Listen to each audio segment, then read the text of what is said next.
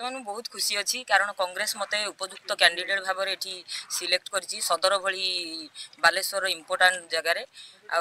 आठी आमर सभापति मु कांग्रेस परिवार बोहू मोर ससुर श्रीजुक्त पद्मलोचन लेंका से 5 वर्षर काउंसिलर मु इन्स्पायर होती मोर स्वामी बहुत कांग्रेस बहुत काम कर बलिदान फल आज कांग्रेस टिकेट पाई परिची से अवदान अच्छी आमर ओडिशा राज्य कांग्रेस सभापति श्रीजुक्त शरद पट्टनायक आमर संजू गिरी संजीव गिरी सार एंड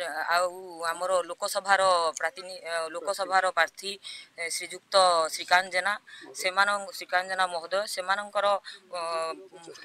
प्रचेषा बल मु आज कांग्रेस सदर विधान सभार प्रार्थी भाव में सिलेक्टेड हो पारिछि सेटा मोर गर्व और गौरव मु चाहूँगी लोक मानकर सेवा करने मोर बहुत इच्छा थिला सबु क्षेत्र में महिला मानकर उन्नति करी एवं महिला मानकर जहाँ असुविधा सुविधा अच्छी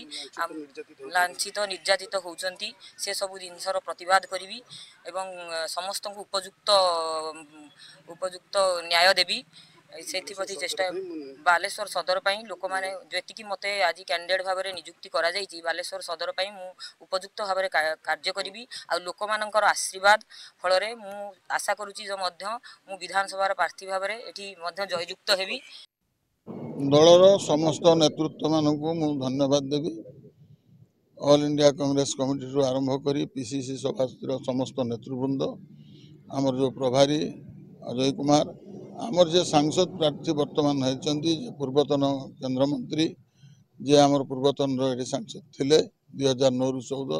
श्रीकांत जेना को धन्यवाद देवी आमर जिला सभापति ब्लॉक सभापति एवं आमर जो गत थर भी प्रार्थी थे नवज्योति पट्टनायक से समस्त को धन्यवाद देवी आज से मो उपर आस्था एवं विश्वास भरोसा रखी प्रार्थी कर जलेश्वर प्रसंग अनेक